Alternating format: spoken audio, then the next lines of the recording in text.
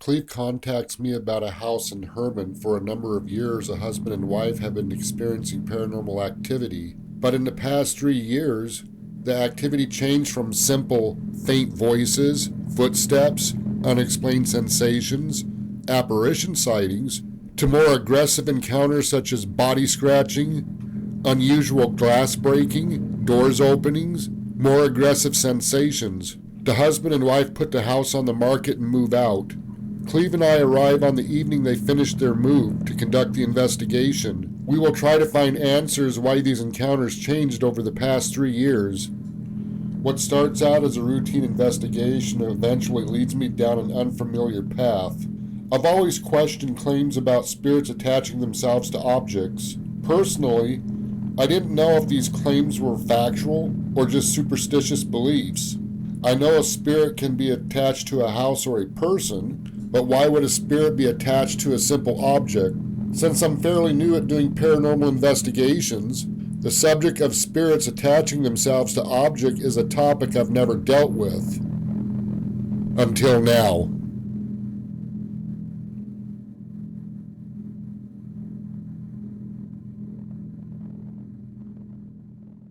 So in this room here,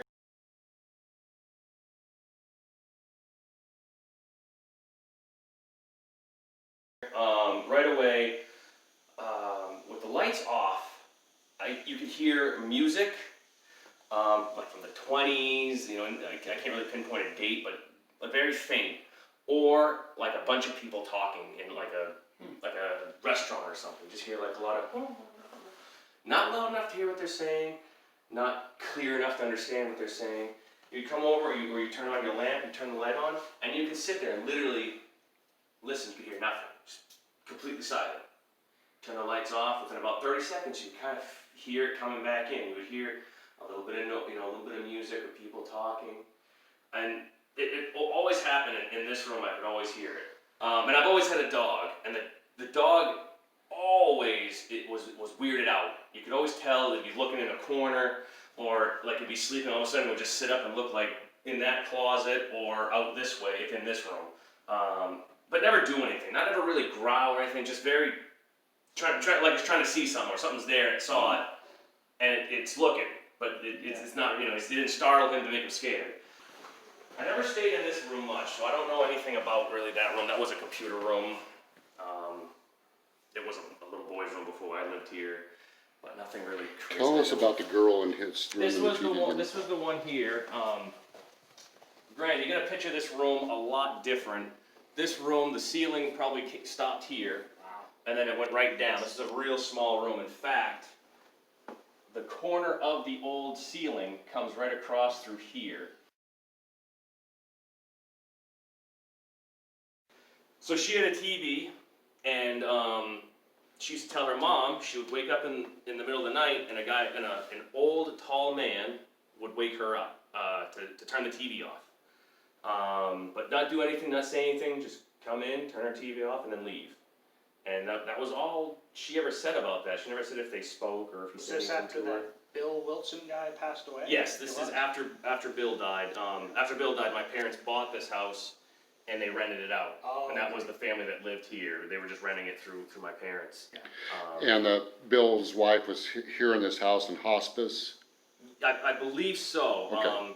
Like I said, to my memory, she was in hospice here when she was terminal. And that would have been long ago, because after her, he had another girlfriend. I don't know if they ever got married, but I know they were together and she lived here too. There was a window here, and I remember my mom saying that someone had told her that they saw a man looking out the window here.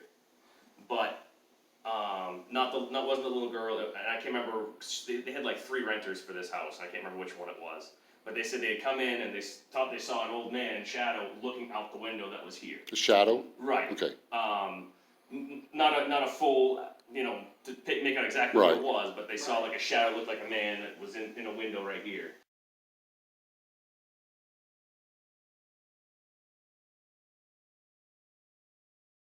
So everything from here over would have been above the garage. So anything out there, I never feel weird. I never feel weird out in this part of the house. Even if I walk with the lights off, I don't feel like someone's like gonna come up behind me and, you know, do whatever. But it's this side of the house, the old section, is This where is the you old- feel everything, experience everything. Exactly, and actually where we're standing is this centerpiece, which now is centerpiece, is the oldest part of the house. Do you know how old this old section of the house is? This old section, the original, is 1883. 1883, okay. Yes. And then the living room section would have been like 1920s. Okay. So I gotta go back to before my current wife. My ex-wife and I, one day, we're sitting in that living room, and my old dog was sitting next to us. And she just sat up and kept looking kind of like this way, kind of like we'd be right here in this corner, right here. All right, the couch was here. So she just kept staring and staring. So my ex-wife said, well, come on in and sit down, just trying to be funny. I shit you not, the dog's head, so if she was looking in this corner, went just like this, around the couch, and then down, like someone walked around the couch and sat down. I mean, it gave me the heebie-jeebies. I was just like, because this was early on when I first moved here. It was just really freaky. From what Derek is telling us, the activity they are experiencing sounds like humanoid spirit type activity. However, 3 years ago, the activity in the house changed. The activity became more and more aggressive. My wife has a friend that lived with us for a while. And let me go back a little bit. 3:15 every morning, I would wake up. 3:15. Doesn't matter if I was drunk or whatever, it was 3:15. I'd be up. Something would wake me up. So I would tell Heather that, my wife, and she was like, oh, you're just waking yourself up, or it's in your head, right? I never told Kelsey, this is Heather's friend that was living with us for a little while, and she was sleeping in this room. Never told her. She woke up after a few nights, and she was like, I got a scratch on my chest, and she literally had her chest was all red. And I'm like, wow. She says, yeah, I woke up at 3:20, 3:15, and I looked at my wife instantly, and I'm like, told you. So something woke her up at the same time and either touched her or whatever, and she had a big mark on her chest. So we used to have a dog bowl, a glass dog bowl right here, and that's what my wife was getting at earlier with the dog growling. We were downstairs, and our dog Murphy kept barking up by the garage. Just kept barking. We kept telling him to shut up, lay down, whatever. He wouldn't go lay down. So we, I just got a ring in my ear. So my wife said, go find out what that is. So I come over, I'm looking, I don't see anything. I thought I heard something upstairs, so I came up, and as soon as I got to the top of the stairs, we heard, and from about here all the way across the floor, that bowl was just shattered. It just exploded. Wow. Was that door the one that you were just talking about with Matt? This door out here, or was it a different door? That door up there, yes, yeah, that slide. Oh, We can go down there in a little bit afterwards. Oh. Go down there in a little bit afterwards. Go down there in a little bit afterwards. I was thinking that happened just recently. Hey,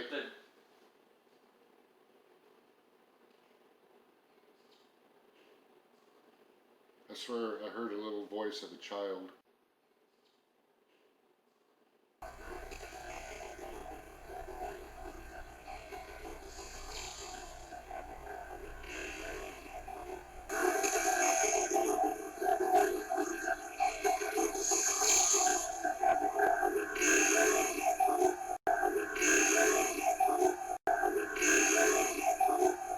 When we first put this house up for sale, the lady put a sign out front.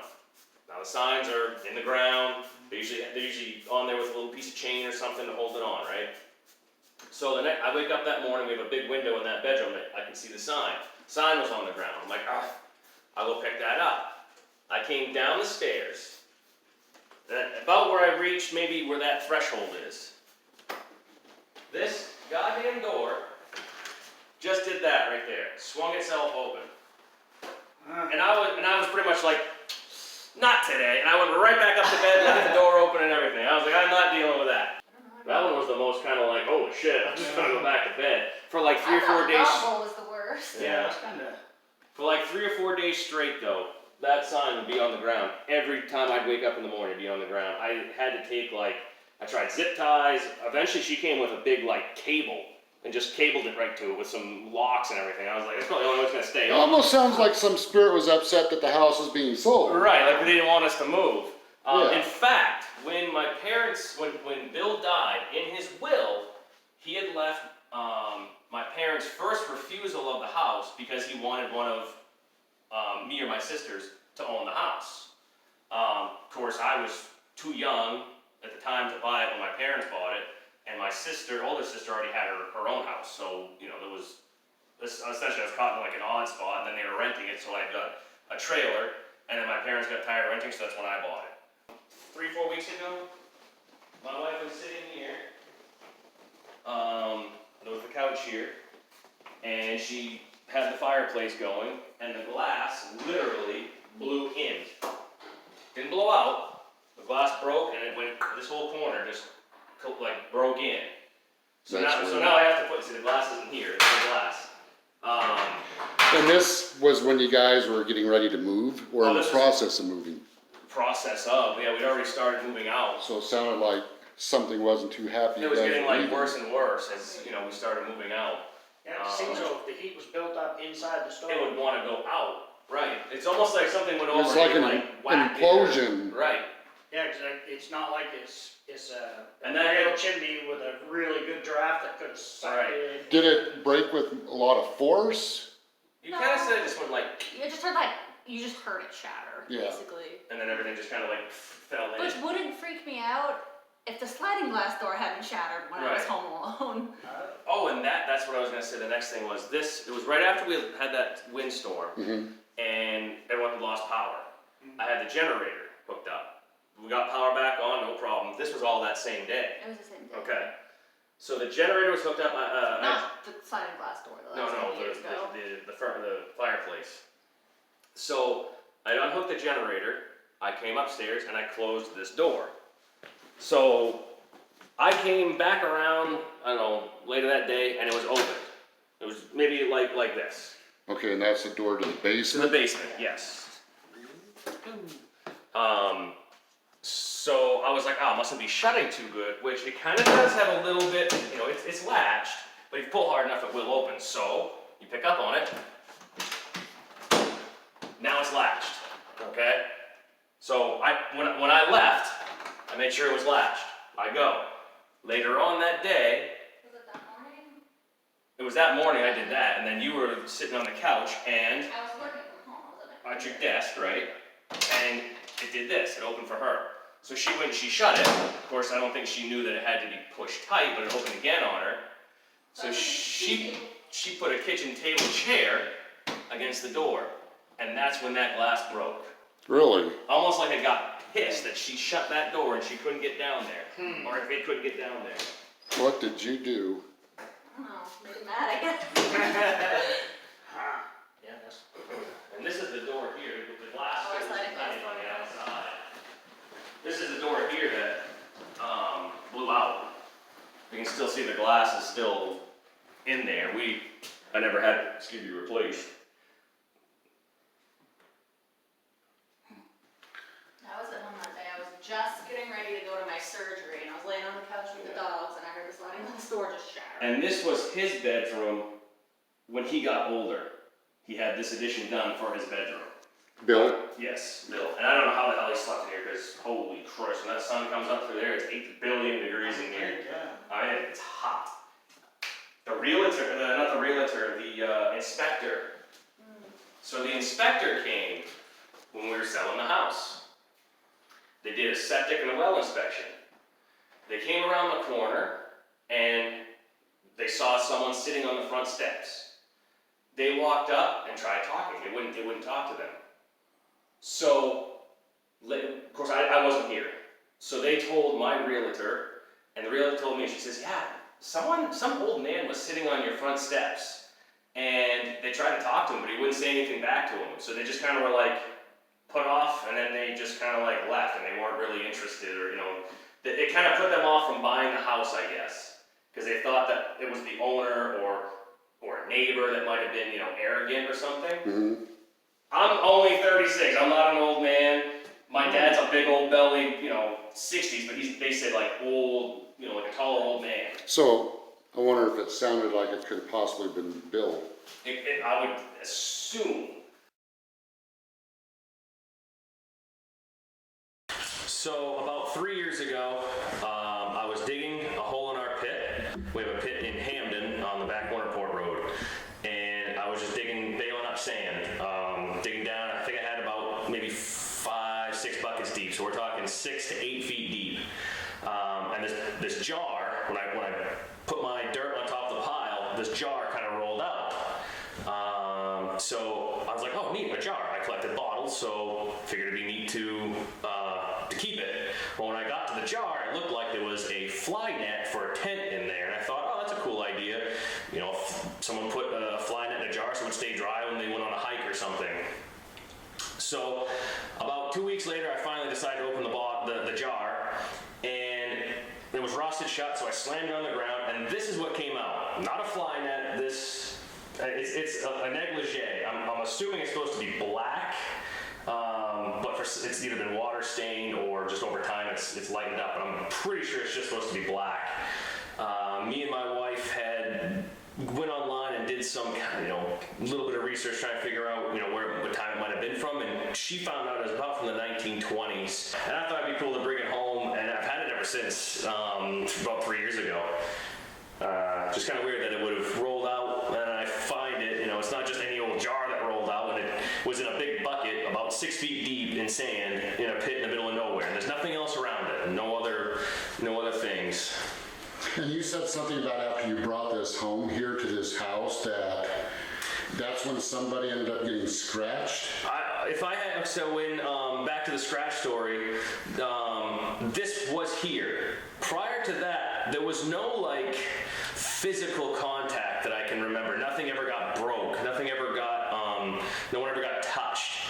When I brought this home, and that was when my wife's friend got scratched, and that would have been when that glass broke, when this broke, and when the dog bowl got shattered. Prior to that, nothing had ever been broken or even I never saw anything. It was always just audible. You only heard or felt, but never actually saw something broken or like that door opening. That was with this here too. My light drained. It did. I saw it get a little bit dimmer. Heather leaves the house. Before Derek leaves, we do a quick spirit box session. My name's Kent. This is Cleve. Derek? Do you know who Derek is?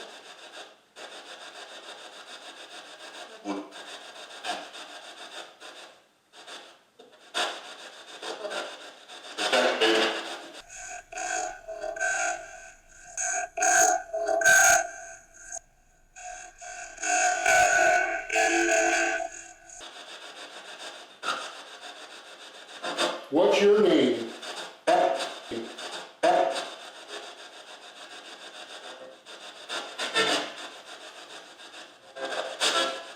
Can you say that again, please? Bill. Are you alone here?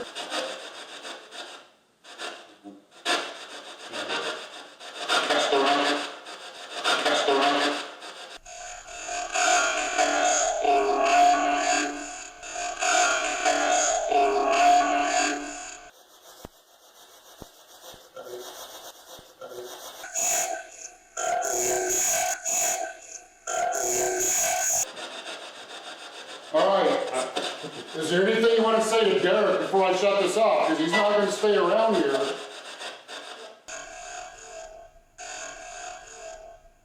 Anything you want to tell him before I shut this off? After today, I better come back. We've moved to Carmel now.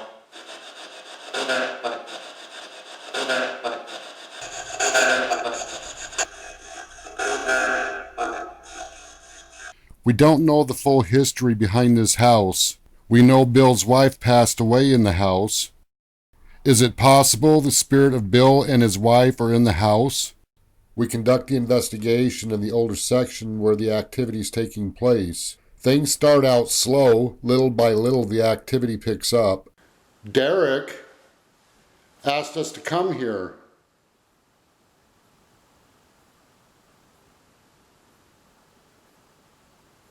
He said that you guys are here.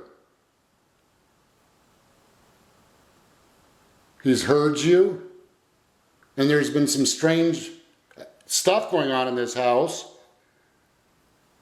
and he wanted me to come and check it out. So that's why we're here.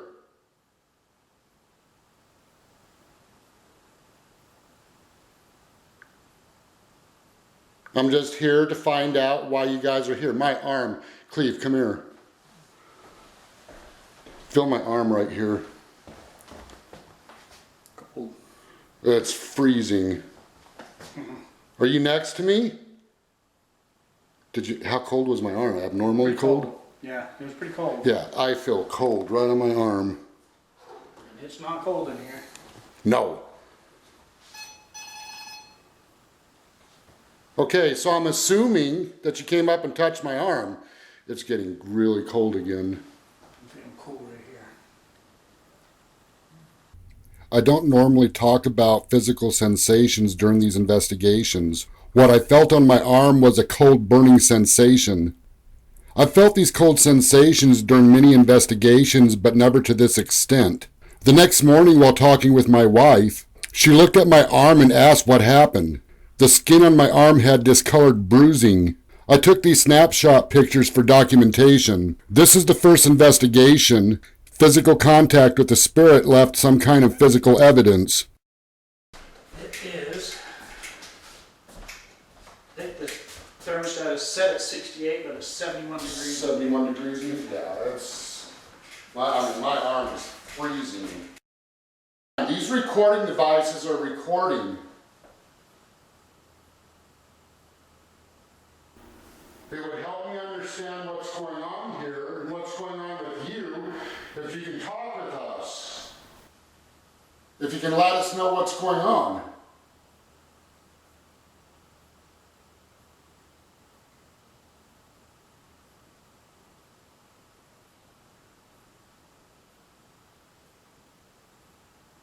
What's your name?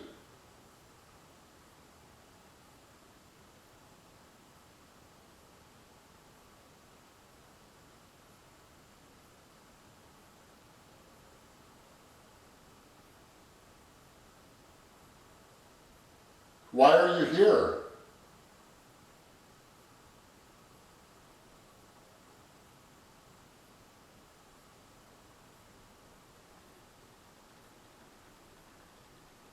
Was this your home?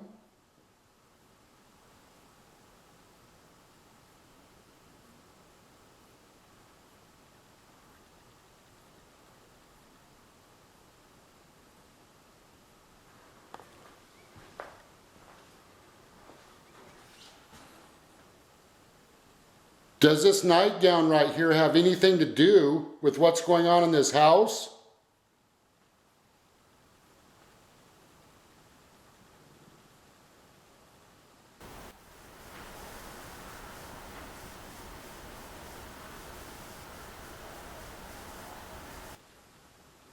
Does anybody know who this belongs to?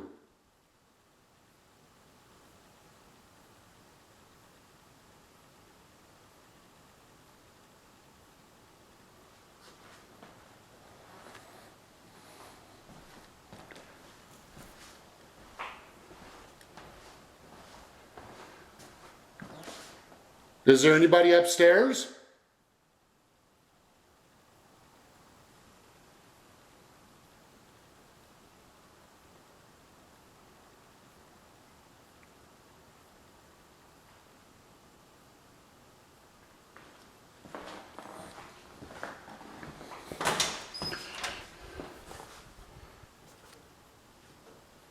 At this point in the investigation, we haven't captured any clear EVPs or disembodied voices. However, things are getting ready to take a turn. Derek said this door's been opening. Derek said...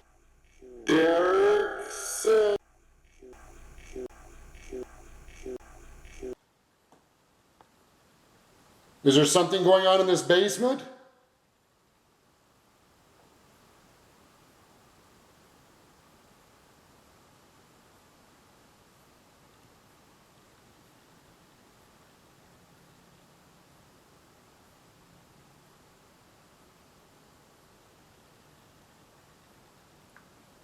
Wow.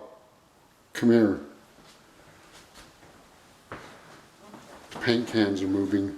Since I didn't have the camera on these paint cans before I noticed a slight movement, and there could be a number of causes outside of paranormal activity that cause these cans to move, I obviously cannot claim this is paranormal related. However, I thanked these spirits and captured an EVP response from a female. Thank you.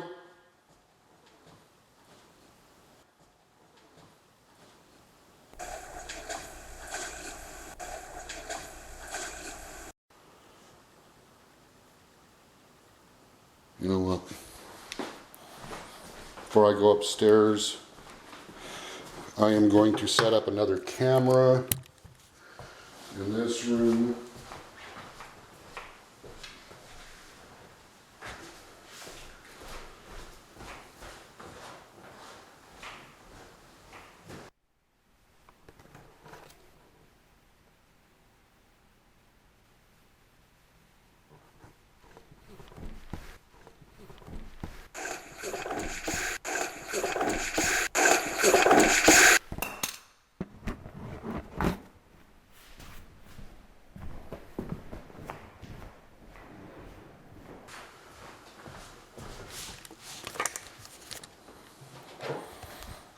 All right, we're going to go upstairs.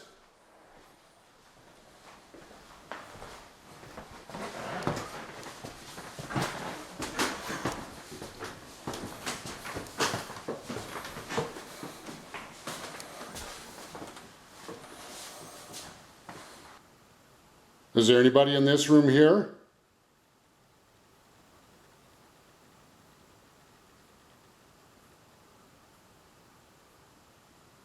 Is there anything you'd like to mention to us? Talk about? Did you hear something? Cleve? Is there anything you'd like to mention to us? Talk about? Is there anything you'd like to mention to us? Talk about? Is there anything you'd like to mention to us? Talk about?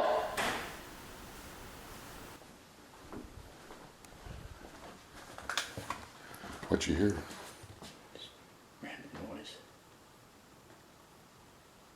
Hello?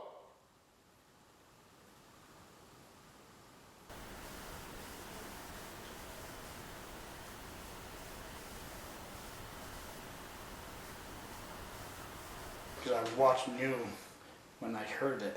Did it sound like walking, movement? Just a little, almost like a creak, but one almost sounded like not like a knuckle tap, it was almost like wood, kind of more of a, Yeah. kind of that. And it kind didn't of. sound like expanding or contracting? No. Okay.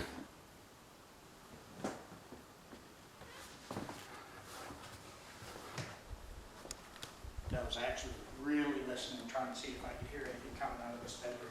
Yeah. And it wasn't down there. Who threw the water dish here in this bathroom?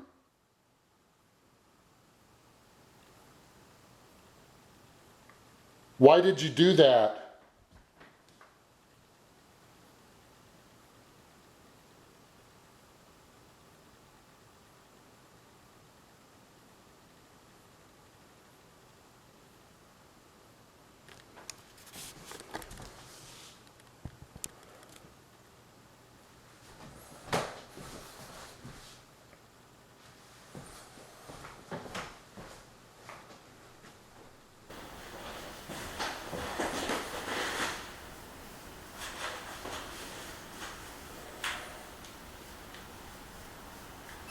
It's not that windy over either. No, there's no wind.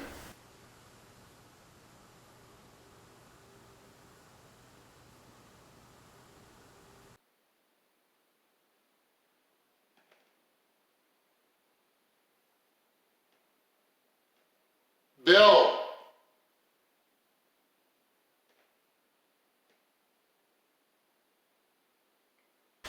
Hello?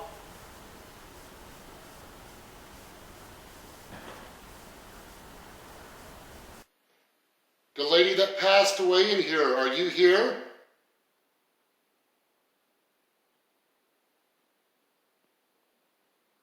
I would have sworn I just heard a disembodied voice downstairs. The lady that passed away in here, are you here?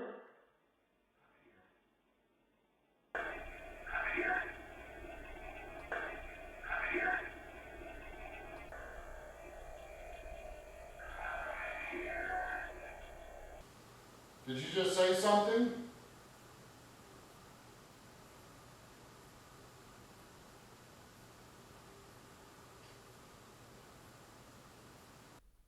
Did you just say something?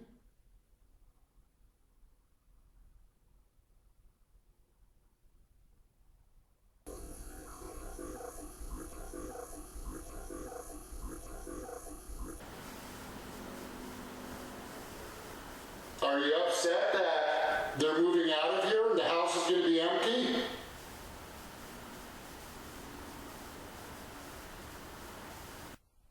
Are you upset that they're moving out of here and the house is going to be empty?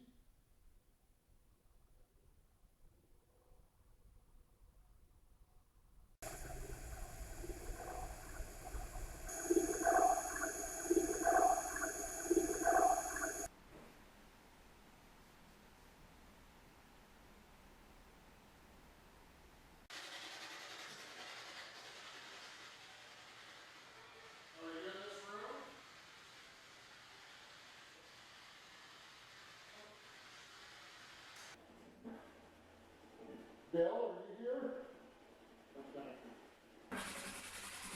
Bill, are you here?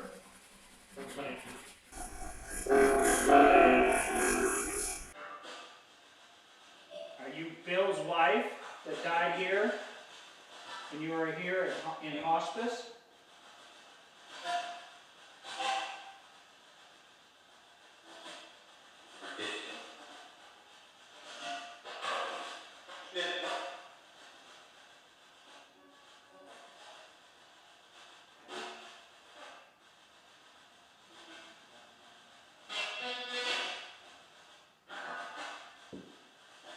Did you hear that? Did you hear that?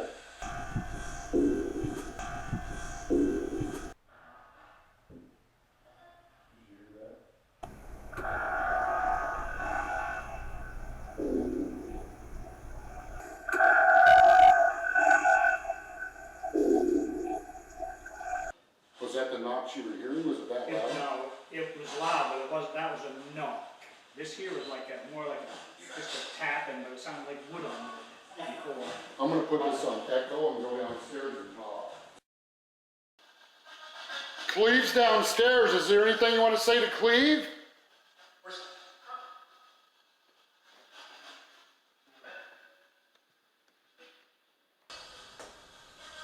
Cleve's downstairs. Is there anything you want to say to Cleve?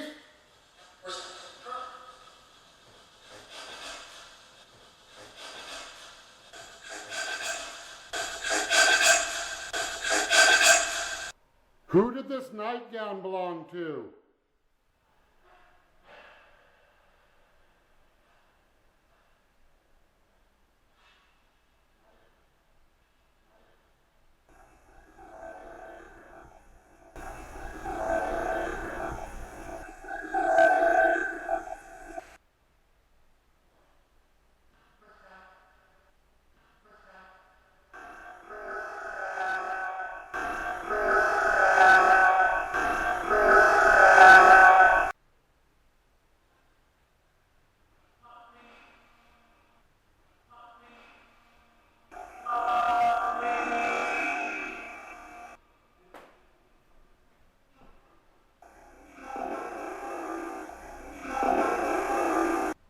You're hearing a lot of help me's? You want to ask whose nightgown that belonged to? I thought I heard it say wife. Wife? Who did this nightgown belong to?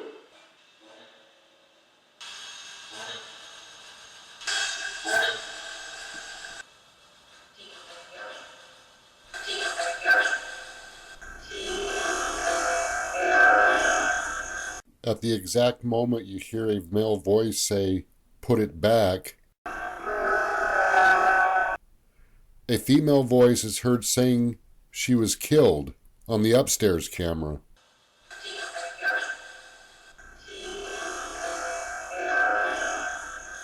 If you listen closely, at the moment the female says she was killed, you can hear a male voice say, "Back."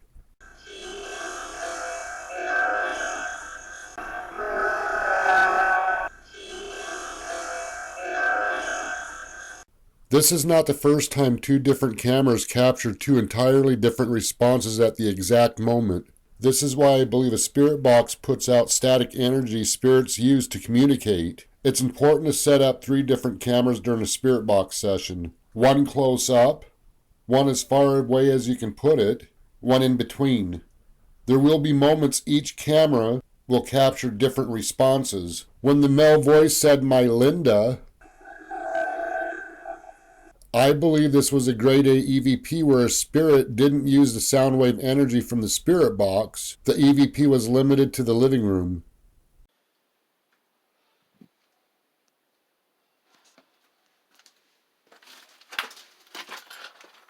Creepy looking? Not really. Not to me. No.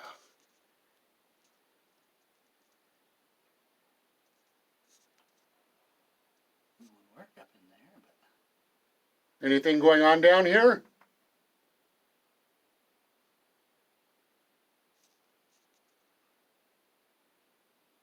Hello?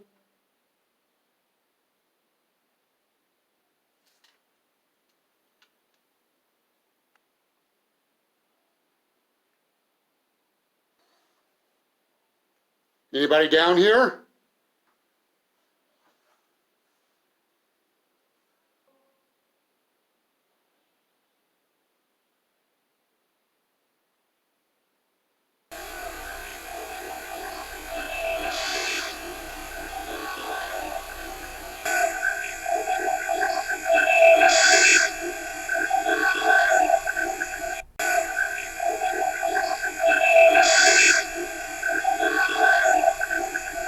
Earlier in this investigation, before Derek left the house, when doing the spirit box session, things took a turn.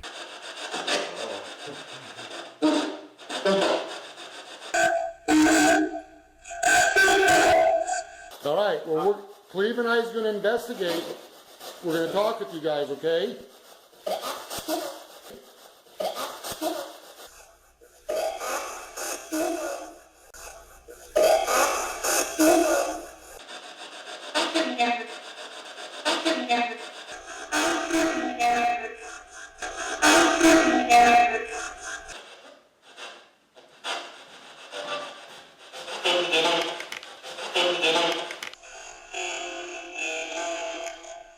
According to Derek and Heather, the activity in this house changed around the time Derek brought the negligee into the house.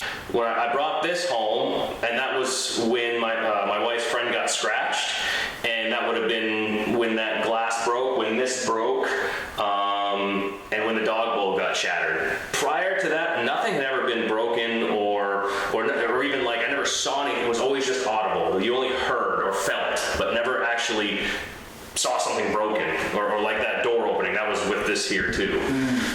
I'm not big on talking about spirits attached to items, mainly because I don't have enough information to draw my own conclusions about the topic. However, I cannot deny there's something strange about this negligee. Why was this negligee stuffed into a canning jar and buried? There is something that caught my attention about this negligee. For the past year, I've been working on a special documentary about the murder of Sarah Weir back in 1898. Sarah was found beaten to death in Bucksport, Maine. Her blood-stained cloak was stored in evidence for over 80 years.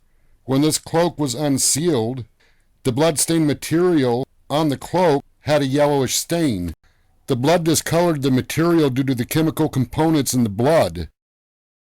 This negligee has the exact color stains on the material.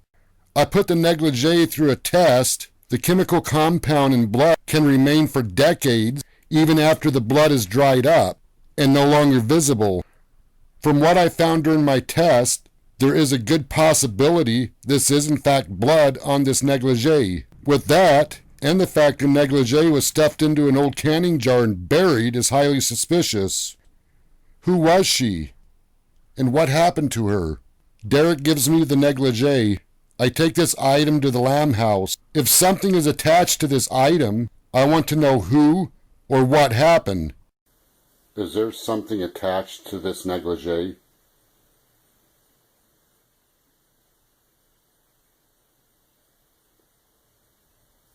Hello?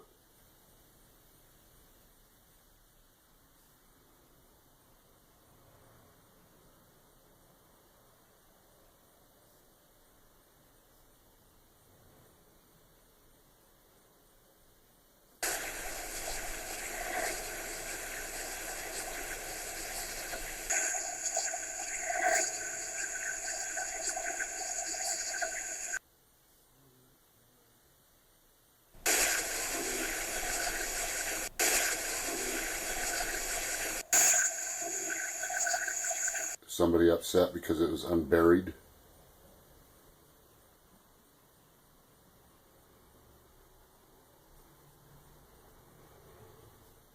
Is that what's going on with this?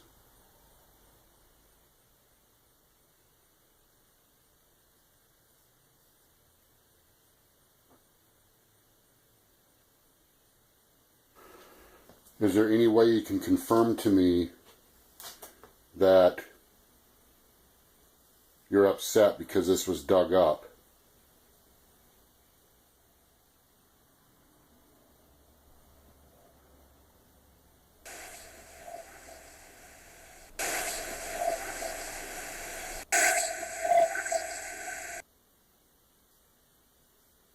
Alright, I definitely heard a disembodied voice. I'm going to view the recording. So we were actually talking about the negligee again, and we were getting ready to set up to do this investigation tonight. And we were going to move the negligee upstairs to the bedroom to conduct an investigation to see if we can get any answers here at the Lamb House. And you sat your cell phone down. You had a printer over here, you know, right in this area here. You set your cell phone down on top of the printer. That's this printer right here.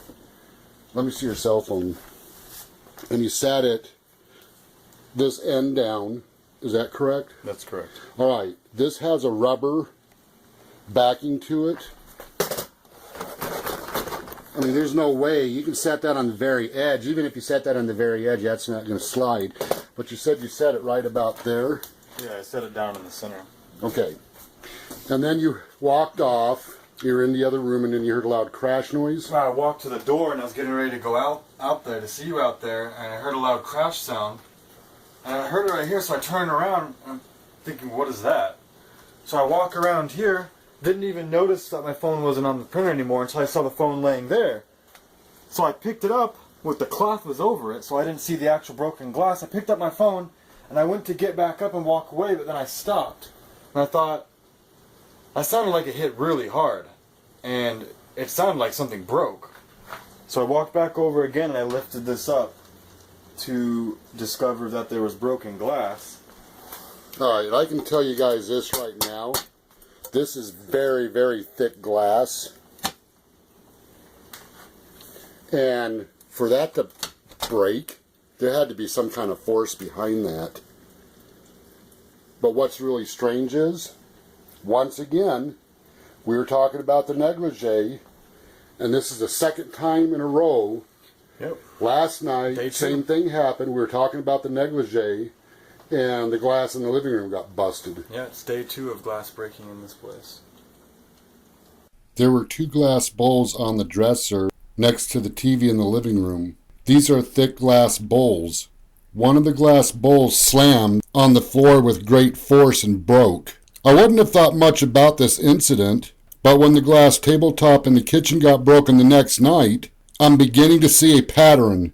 It wasn't until Derek brought the negligee into his home glass started breaking. When we started the investigation here at the Lamb House, now we are experiencing glass getting broken as well. If this is paranormal related, are we dealing with an angry spirit or a spirit trying to get our attention, or both? I could say maybe the last night was a coincidence because of the glass broken at Hermon House, but this is 2 nights in a row. The glass, some form of glass in this house has been broken right after we talk about the negligee. Yeah. Is there any way you guys can talk with me about this? If you know anything about this, I'd appreciate hearing from you.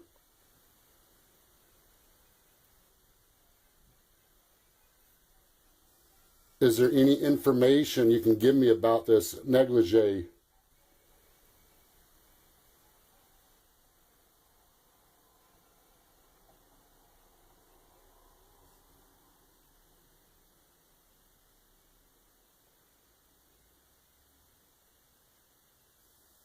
Are you here?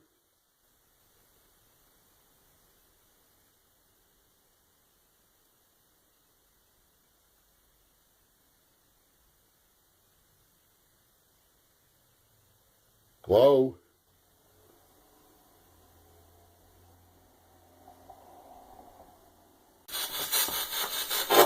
Is there anything you can tell us about this negligee?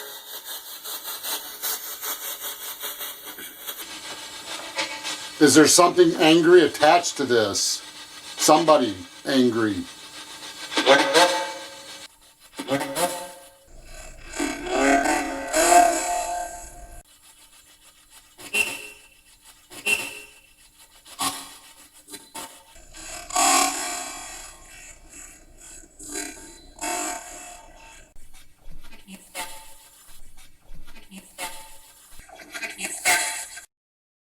Gonna do a regular spirit box session now.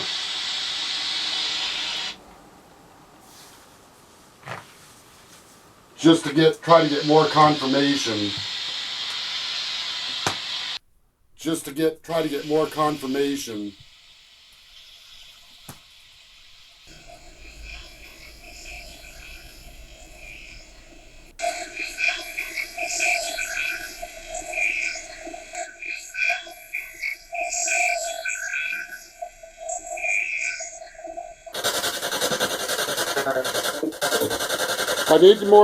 I need to ask the same questions, and I'm sorry, don't mean to aggravate you guys. But I need to get verification. I need confirmation. She died? I need confirmation. She died?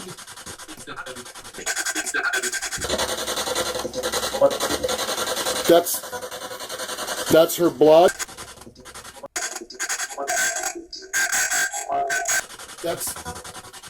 That's her blood?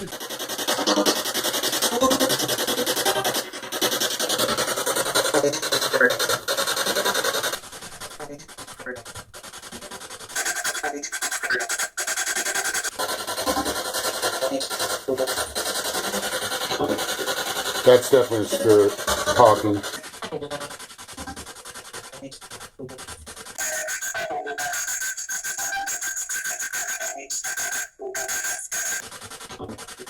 That's definitely a spirit talking. Can you tell me, is there something angry that's involved with this negligee? Is somebody angry that it was dug up?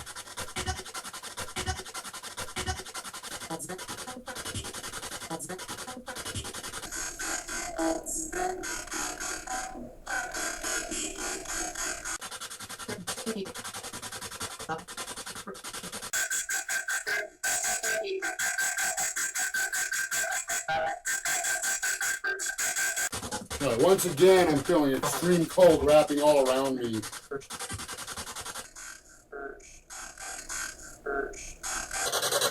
The blood that's on this negligee, is that from the lady that had this? Did she give childbirth and the baby died?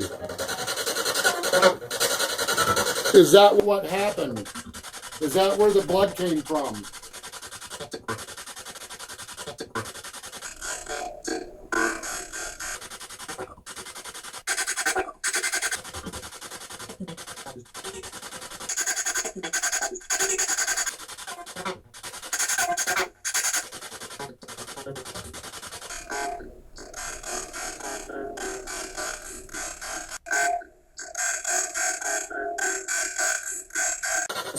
It's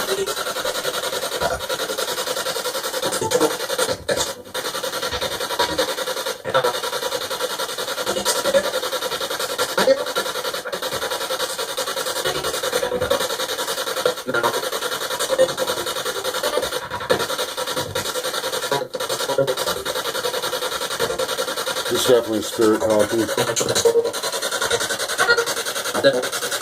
Just the same voice over and over again.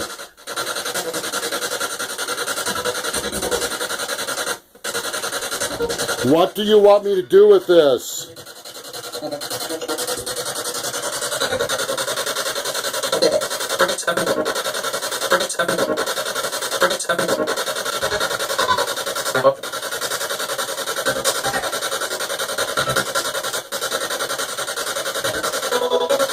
Okay, we're going to view these recordings, okay?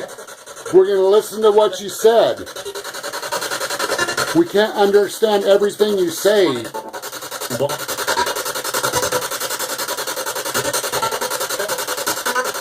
After closely listening to what these spirits said about this situation involving this negligee, I believe the lady wore this while giving childbirth and the baby died at birth.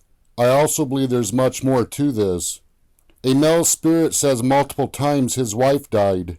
I don't believe these spirits were talking about Bill's wife. This had to do with the wife wearing this negligee when giving birth. In order to get confirmation, I asked these spirits about this. Are you here?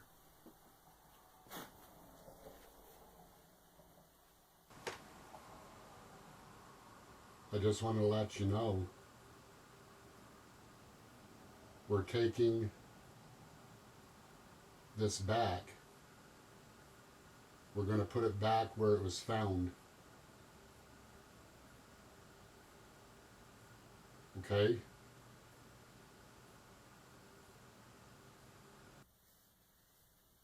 I had a couple more questions just to clarify what went on with this negligee.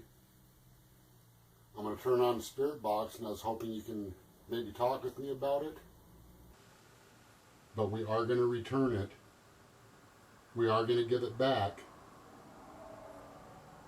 And we're going to put it back exactly where it was found. Okay?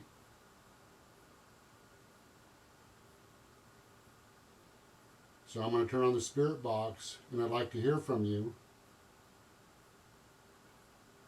Thank you.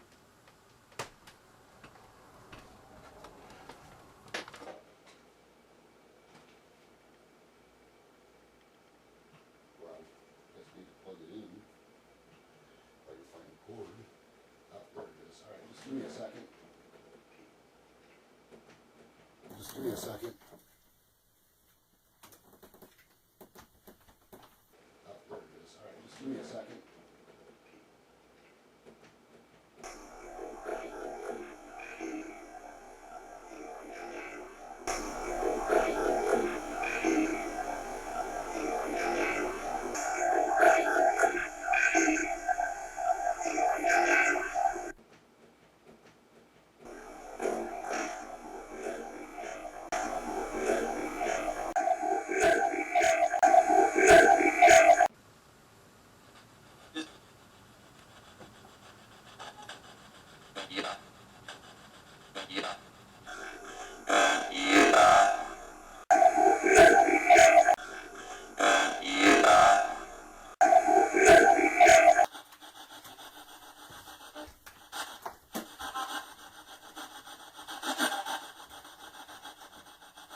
No, now I can't see nothing.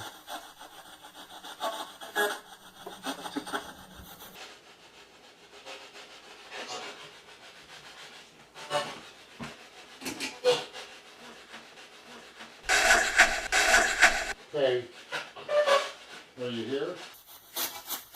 Did the mother who gave birth also die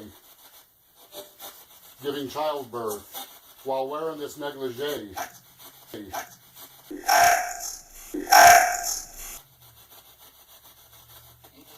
Is that what happened?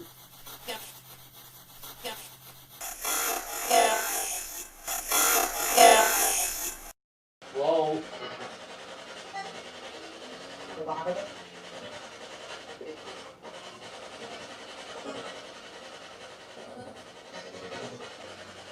What was the mother's name?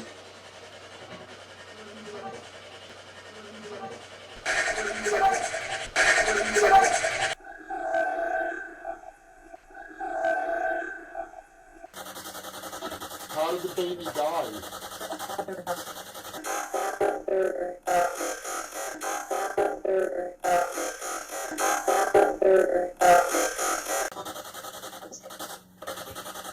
Did you say in her mother's arms?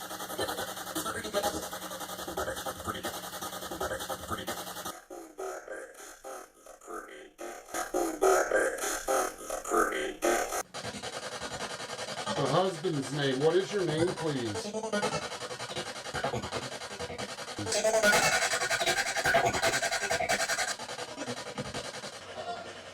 We're returning this. We're going to put it back, okay?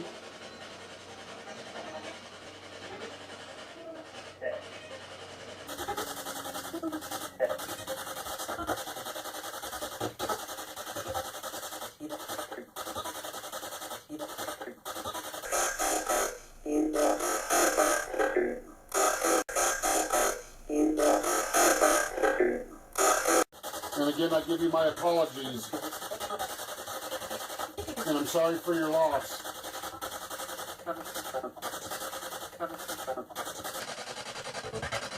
All right, goodbye.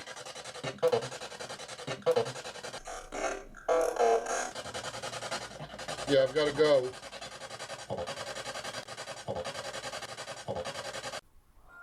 Due to the nature of these encounters Derek and Heather experienced, a bloody negligee stuffed into a canning jar and buried, the marks on my arm, glass breaking, and what some of these spirits said in the beginning, at first I thought a murder took place, the evidence was buried, and we were dealing with a dark entity.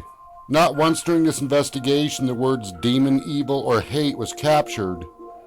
These types of words come up when dealing with dark type encounters. I couldn't help but to feel there were spirits who became emotionally attached to this negligee. Such emotions were great sorrow and anger. This is why we cannot jump to conclusions when dealing with paranormal investigations. We must stop and listen closely to what these spirits are trying to tell us. I believe Derek and Heather experienced encounters with Bill, the former homeowner of this house. But when Derek, not knowing what was in this jar, slammed the jar on the concrete, breaking it open, the spirits of the husband and wife became emotionally angered. Something that meant a lot to them in life was disturbed.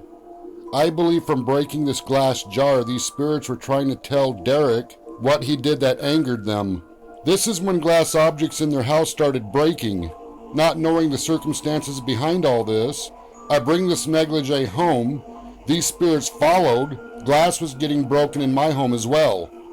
I believe these spirits were trying to get our attention by breaking glass in hopes we would understand them. This all started with the breaking of the jar. About 2 weeks later, I finally decided to open the jar, and it was rusted shut, so I slammed it on the ground, and this is what came out. And from about here all the way across the floor, that bowl was just shattered. It just like exploded. And the glass literally blew in, fell in. Which wouldn't freak me out if the sliding glass door hadn't shattered when I was home alone. It sounded like something broke. So I walked back over again and I lifted this up to discover that there was broken glass. And the glass in the living room got busted. Yeah, it's day 2 of glass breaking in this place. I believe this negligee had a deep emotional impact on the husband and wife's spirits. Not only did they lose a baby at childbirth, but the wife also died wearing this clothing item. Who did this nightgown belong to?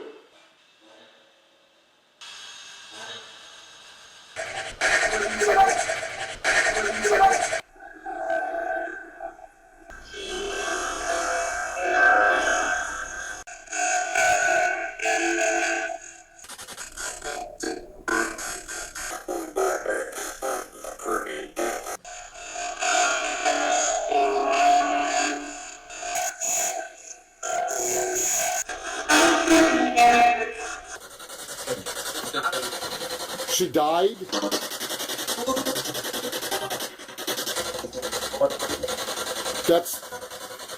That's her blood? I believe the wife spent months making this negligee, which would hold a deep sentimental value to them. After having this examined, everyone looked at this negligee and determined this was handmade.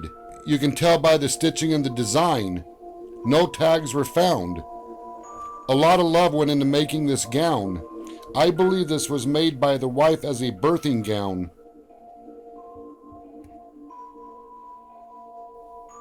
To this day, it is traditional expecting mothers purchase or make birthing gowns. Such gowns hold a deep sentimental value to the mother who gives birth to her baby.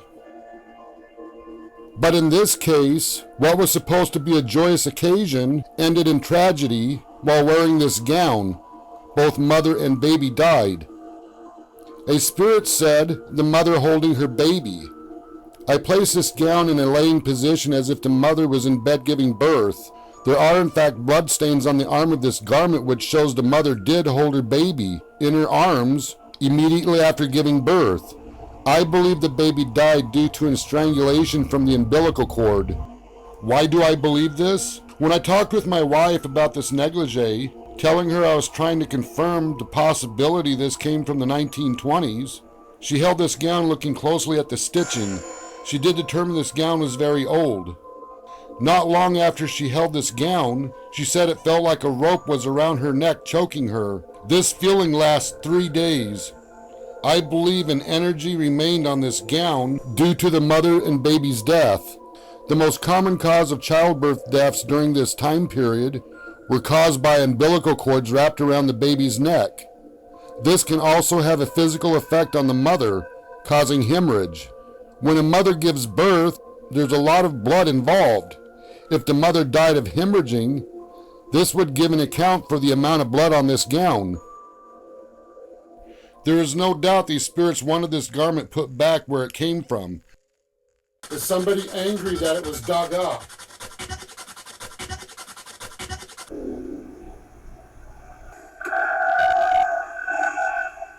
Is there something angry that's involved with this negligee?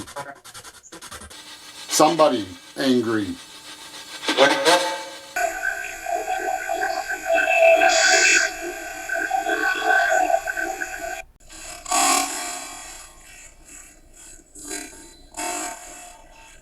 What do you want me to do with this?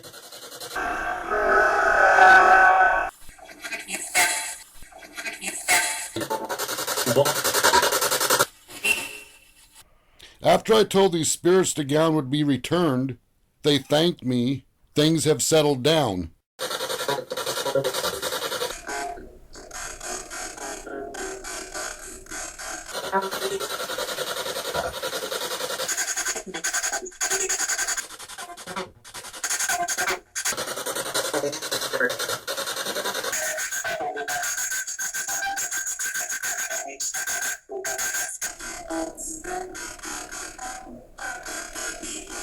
We're returning this.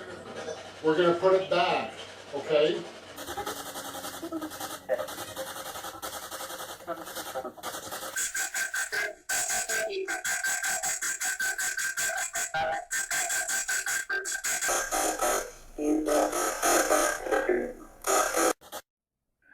There are 2 things I learned from this investigation. 1, the more emotional a spirit becomes, the more powerful the activity becomes.